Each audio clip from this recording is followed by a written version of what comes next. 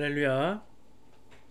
오늘도 계속해서 마태복음 13장 7절 함께 봉독합니다. 더러는 가시 떨기 위해 떨어짐에 가시가 자라서 기운을 막았고. 아멘. 말씀 나누기 전에 아주 중요한 걸 좀 짚고 넘어가도록 하겠습니다. 근데 제가 질문을 할 건데 이 질문에 대해서 완전한 답을 내리려고는 하지 않아도 됩니다. 이것은 평생 우리가 물어야 할 질문이고요. 딱 떨어지는 변하지 않는 답은 없는 것 같은데, 그럼에도 불구하고 늘 스스로 묻는 것이 중요하다고 생각합니다. 뭐냐? 믿는다는 것은 무엇인가? 또 한 단계 더 나아가서 믿어서 구원받는 것은 어떤 것인가? 구원의 확신이 있는가? 이런 질문들을 우리가 할 필요가 있습니다. 근데 지금 질문한 것, 믿는 것, 믿어서 구원받는 것, 믿어서 구원받았다는 구원의 확신이 있는 것이 다 같은 것입니까? 아니면 다 구분되는 다른 것입니까? 다 같을 수도 있고 다를 수도 있는 그런 질문이라고 생각합니다. 또 교회에 다니는 것과 믿는 것은 같은가? 같을 때도 있고 같지 않을 때도 있겠죠. 반대로 뒤집어서 교회에 다니지 않으면 믿음이 없다고 말해야 하는가?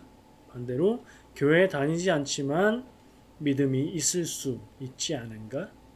이런 질문들을 우리가 좀 폭넓게 생각하고 해보고 스스로에게 물어볼 필요가 있는 것 같아요.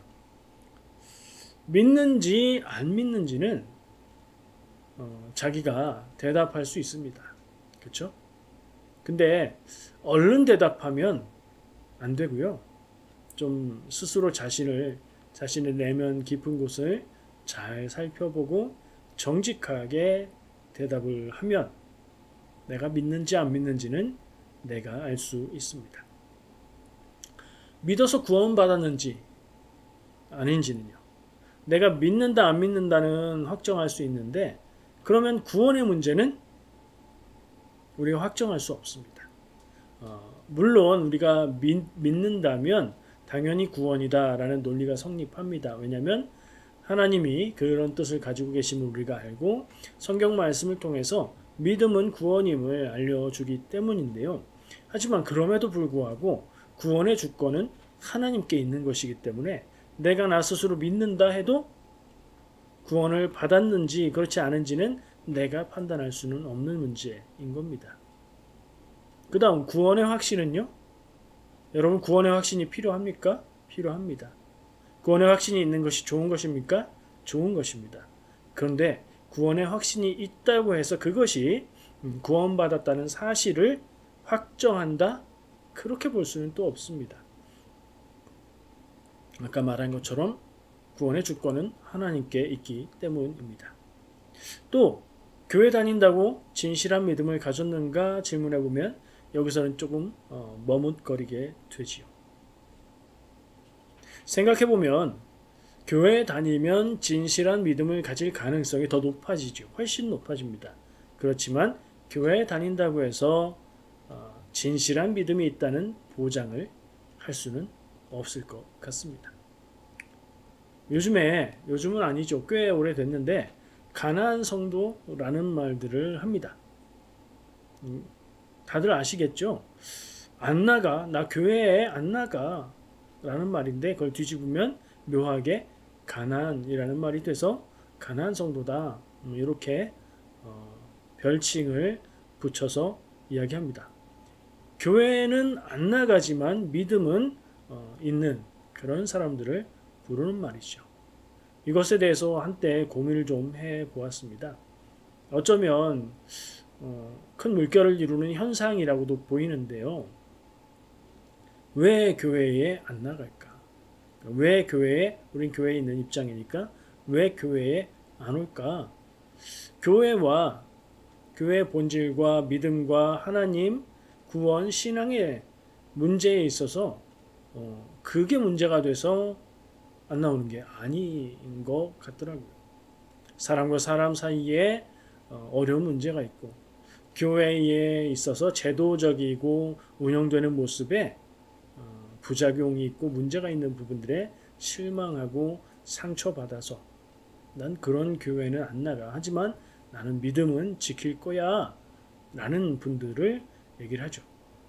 근데 제가 이 경우를 많이 생각해 봤는데 어느 정도 공감도 되고요. 물론 뭐 우리 교회에서 그러면 야 공감됩니다. 그럴 순 없어요. 그렇지만 현재 교회에서 형식에 치우치고 또 남들 하는 대로 눈치를 보면서 믿음에 관계없이 교회 신앙생활을 하고 혹은 열심히 봉사하는 사람들에게만 봉사와 사역이 몰리고 이런 불합리한 모습들 그런 모습들을 보면서 그럴 수 있겠다 하는 생각은 드는데요. 가난한 성도라고 부르는 말의 용어에는 좀 문제가 있다는 생각을 합니다. 뭘 얘기하는 거냐면 굳이 이제 꼬투리를 잡는 건데요. 성도는 거룩한 무리라고 말하는 한자죠. 우리말로 풀면 거룩한 무리인데 가난한 성도라고 부르면 그 사람들은 교회에 출석하지 않고 공동체 예배에 참여하지 않잖아요. 그래서 성도라고 부를 수는 없겠다. 그들의 믿음의 신실성을 부정하는 건 아닙니다만 형식적으로 안 맞는다. 용어를 좀 바꿔야 되겠다. 믿는 건 확실하니까 가난한 신자? 그 정도면 적당하겠다는 생각을 해본 적이 있습니다. 왜 이런 얘기를 하냐면요. 교회는 어느 한 사람이 시작을 해서 사람들이 많아진 것이 아니에요. 교회는 처음부터 예수님이 제자들을 부르시고 제자들을 양육하실 때부터 공동체였습니다. 시작부터 공동체였고 교회의 역사 내내 공동체성을 가지고 있었고 그렇기 때문에 교회의 본질, 기독교회가 이야기하고 있는 신앙의 본질은 공동체성과 뗄 수가 없습니다. 그런 면에서 교회 안 나가겠다 생각하고 말하는 분들의 그런 상황, 그렇게 되기까지의 아픔들은 이해하고 공감하지만 그래도 가능하면 교회에서 자기가 다녔던 교회에서 도저히 답을 못 찾겠다 그러면 자기에게 맞는 다른 교회에서 공동체 안에서 함께하는 게 좋다는 생각을 합니다. 왜냐하면 아무리 좋은 뜻을 가지고 내가 믿음을 지키고 교회 다닐 때보다 더 열심히 경건의 훈련을 하겠다 마음을 먹어도 혼자서 믿음을 지키고 그리고 지키는 데서 멈추지 않고 믿음을 자라게 하고 그리고 성숙하게 하는 건 너무 어려운 일이기 때문입니다. 교회의 문제는 있지만 하나님이 공동체로 세우셨으니 공동체 안에서 답을 찾는 게 좋지 않겠나 저는 개인적으로 그렇게 생각은 합니다. 자, 가시던 불 내용이거든요. 오늘 본문 말씀이. 자, 예수님이 전하신 씨 뿌리는 자의 비유라고 제목을 굳이 붙이는 그런데 내용상으로 볼 때는 씨를 받는 밭에 대한 이야기인 그런 네 가지 밭에 대해서 말하지요. 지난 2시간 혹은 3시간 동안 두 가지 밭에 대해서 나눴어요. 첫 번째는 길가와 같은 밭이었죠. 딱딱하게 굳어버려서 복음을 들어도 예수님의 말씀을 들어도 반응하지 않고 심장이 뛰지 않고 그 말씀이 안으로 들어가지 못하는 그런 상태와 같은 그런 사람, 그런 인생이 있다. 그런 얘기를 했었고요. 지난번에는요.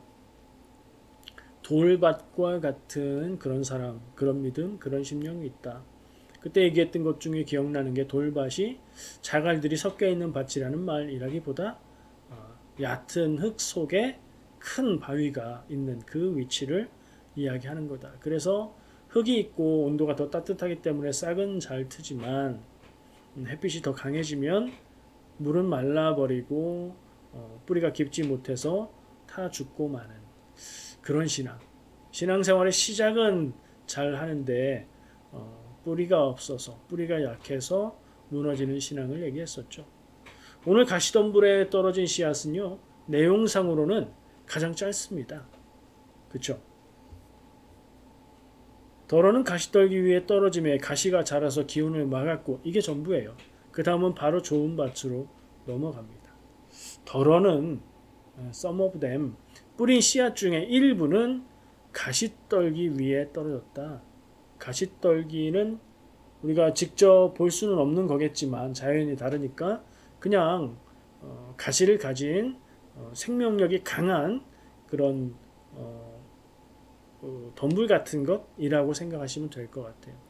조금만 이 팔레스틴 유대 지역의 땅에서는 조금만 방치하고 밭을 돌보지 않으면 생명력이 강한 이런 풀들, 이런 가시덤불들이 먼저 자라고 땅을 차지하고 양분을 빨아먹기 때문에 농작물이 자라기가 쉽지 않은 거죠. 근데 밭은 다 갈아놨는데 씨를 지난번에 이야기한 것처럼 촥촥 뿌렸는데 그리고 갈 건데 하필이면 밭 옆에 있던 가시덤불 위에 씨가 떨어진 거예요. 그렇다고 해서 씨가 가시덤불에 걸려서 땅에 닿지 않은 건 아니에요. 말씀을 읽어보니까 가시덤불에 떨어졌는데 싹이 트고 자랐어요. 어떻게 알 수 있죠? 열매를 못 맺었다 이렇게 말씀하잖아요. 결실이 없다고 얘기하시잖아요. 그러면 무슨 얘기예요?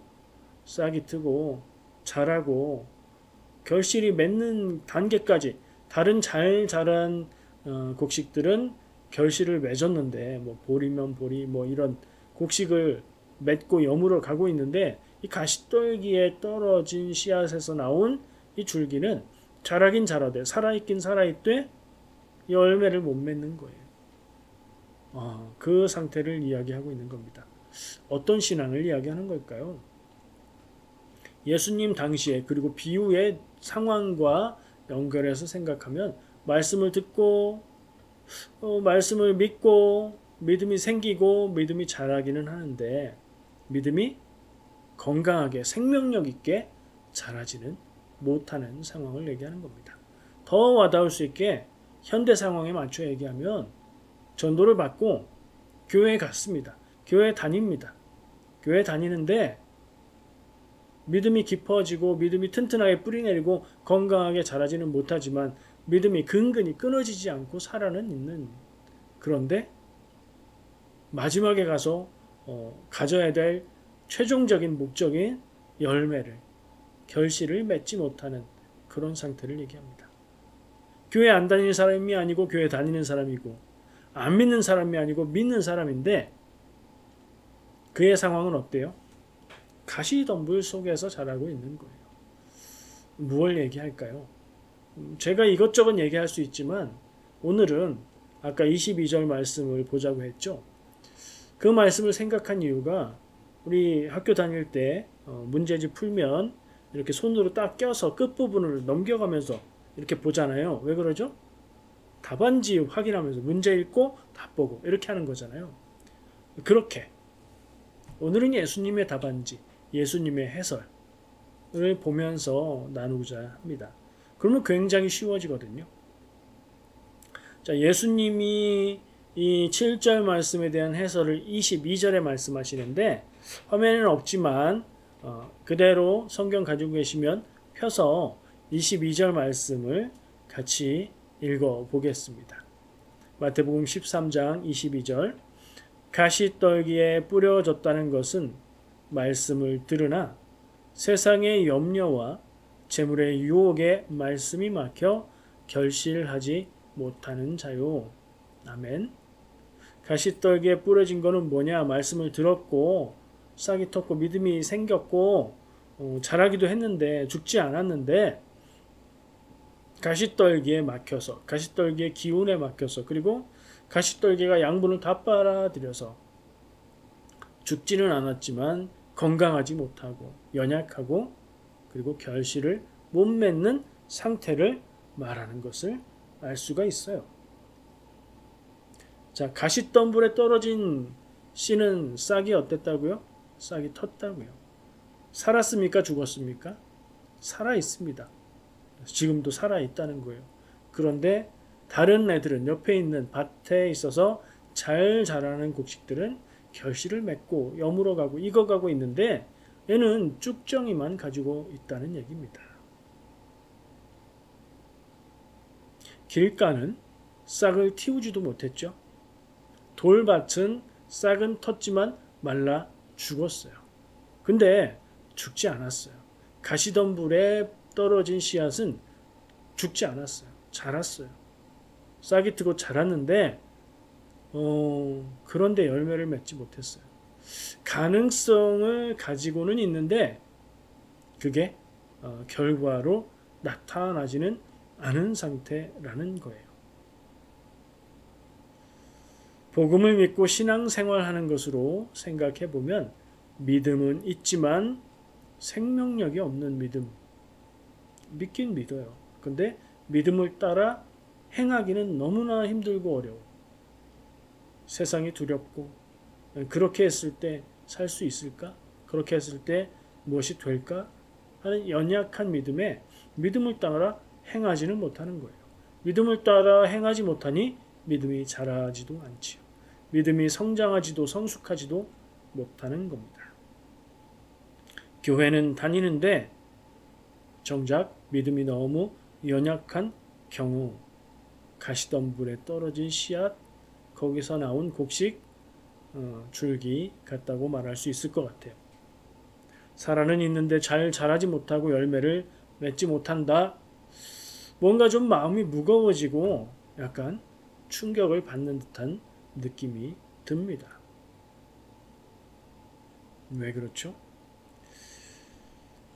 말씀 자체는 짧습니다. 짧은 한 절이지만 7절 가시덤불의 비유는 우리에게 큰 도전이 됩니다. 지금 여러분들의 마음속에 어떤 생각이 들고 있습니까? 나는 믿음이 있나?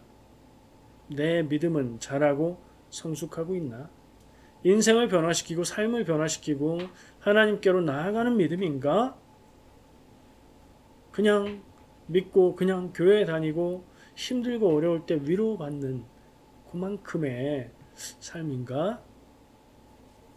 질문해보면 답하기가 쉽지 않습니다. 내 인생의 믿음은 열매를 맺고 있는가? 작년과 지금의 나는 달라져 있는가? 10년 전의 내 모습과 지금의 내 모습, 오히려 그때가 더 믿음이 좋았던 것 같은데 이러진 않습니까? 그래서 우리는 매일매일 질문해야 합니다.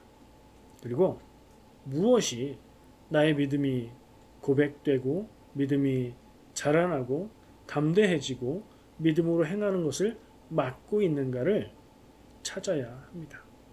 무엇입니까? 예수님의 답안지에 답이 나와 있습니다. 세상의 염려와 재리의 유혹이라고 예수님은 얘기하셨어요. 많은 것을 생각할 수 있겠습니다만 요약하면 두 가지라는 거예요.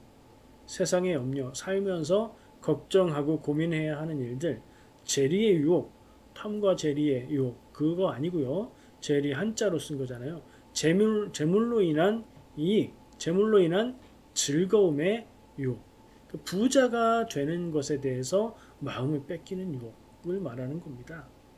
이것이 가시덤불이라는 거예요. 사람의 삶에 있어서 믿음을 가지고 교회 다니는 성도들에게 있어서 이 두 가지, 세상의 염려와 재리의 유혹이 가시덤불이 되어서 믿음이 자라지 못하게 만들고 열매 맺지 못하게 만든다고 제 말이 아니라 예수님이 말씀해 주셨어요. 꼭 집어 주셨으니 우리가 이걸 집중해서 탐구하고 찾아보고 이걸 넘어가야 되지 않겠습니까? 세상의 염려할 것 많은 인생이지요. 걱정거리가 끊이질 않습니다. 우리 집이 평안하면 부모님이라도 문제가 생기고 형제라도 문제가 생기지요. 그러다 보면 또 나에게도 문제가 생기고 끝이 없습니다. 그래서 지금 이 힘든 고비만 넘기고 이 일만 지나고 이런 생각을 하면 아무것도 할 수 없습니다. 세상의 염려와 고민이 다가오고 닥쳐오는 그 모든 순간 앞에 내가 본질적으로 찾고 행해야 되는 자세를 가지고 나아가며 그 문제들을 해결해야 합니다. 재리의 유혹이요. 재산이 주는 즐거움에 빠지는 것이요. 부자가 되면 얼마나 좋을까요? 저는 부자가 되어본 경험이 없어서 잘 모르겠습니다. 그런데 저는 부자가 되면 만나는 모든 사람들에게 맛있는 걸 사주고 좋은 선물을 해주고 뭐 그럴 것 같긴 합니다. 그런 상상을 하면 즐겁겠다는 생각이 들어요. 할 수 있는 게 많겠죠? 지금 하지 못하는 많은 것들을 할 수 있을 겁니다. 뭔가를 더 하는 것도 중요하지만 지금 재정적인 문제와 어려움 때문에 내가 당하는 고통들이 사라지게 되겠죠. 그렇게 생각하잖아요. 그래서 우리는 그것을 그렇게 바라보잖아요. 반대로 재산을 갈망해서 현실은 너무 가난한데 그래서 재산을 갈망하는 집착 역시 재리의 유혹과 다르지 않다고 말할 수 있을 겁니다. 이 두 가지는 결코 가볍지 않습니다. 걱정과 염려할 세상의 파도들, 이거 우리가 여기에 지면 안 돼, 믿음으로 살아야 돼 생각은 할 수 있지만 정작 삶의 파도 앞에서 믿음의 태도를 갖추기란 여간 어려운 일이 아닙니다. 당장 급한 일에 방법이 어떻게 됐든 문제를 해결하고자 혼란 속에서 그렇게 하루하루 살아가는 인생이 되기가 쉽습니다. 그렇게 되지 말자는 얘기인 거죠. 세상살이의 염려와 걱정들은 하나님의 뜻을 뒤로 밀어버립니다. 우리가 세상에서 사는 한은 믿음이 있어도 이 두 가지 문제를 완전히 떨쳐버리기가 어렵습니다. 믿음이 있어도, 믿음이 훌륭하고 대단해도 다 가지고 있는 문제입니다. 언제 우리가 이런 일에 발이 걸려 쓰러질지 모릅니다. 통장 잔고를 생각하면 한숨이 나옵니다. 갚아야 할 빚을 생각하면 눈물이 나는 분도 있을 겁니다. 하지만 하나님은 우리의 인생을 통장 잔고로, 살고 있는 집의 크기로, 타는 자동차의 브랜드로, 자녀의 대학으로 평가하지 않으십니다. 그건 사람이 보는 외모인 것이고요. 하나님은 무엇을 보시죠? 중심을 보십니다. 그 중심이 무엇입니까? 그것이 믿음입니다. 세상의 염려와 재정적인 문제 앞에서 무엇을 바라보고 무엇을 의지하느냐가 하나님이 보시는 내 삶의 진짜 중심인 것입니다. 우린 부자로 살고 싶기도 합니다. 그리고 믿음으로 구원받고 싶기도 하지요. 두 가지 다 가질 수는 없을까요? 적어도 걱정과 염려에 빠져 살고 돈 때문에 눈물 흘리며 살고 싶지는 않지요. 그리고 믿음도 갖고 구원도 받고 영원한 생명이잖아요. 가장 좋은 것이잖아요. 우리가 그걸 알잖아요. 근데 그것만 선택하기는 쉽지 않은 거죠. 그런데요, 예수님은 너희가 하나님과 재물을 겸하여 섬기지 못하느니라 라고 매몰차게 딱 잘라 말씀하십니다. 부자도 되고 싶고 믿음도 좋고 싶고 아니 그런 거 없다? 이렇게 말씀하시는 거예요. 이게 부자 되면 안 된다, 가난해야 된다 그 얘기가 아니라 부자 되고 싶은 마음과 좋은 믿음을 가지고 싶은 마음이 두 가지가 같이 있을 수 없다는 얘기인 거예요.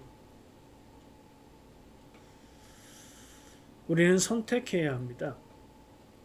어쩌면 가시덤불밭과 같은 인생은 하나님이 하나님과 재물을 겸하여 섬기고 하나님도 갖고 재물도 가지려고 하는 어리석은 인생인지도 모릅니다.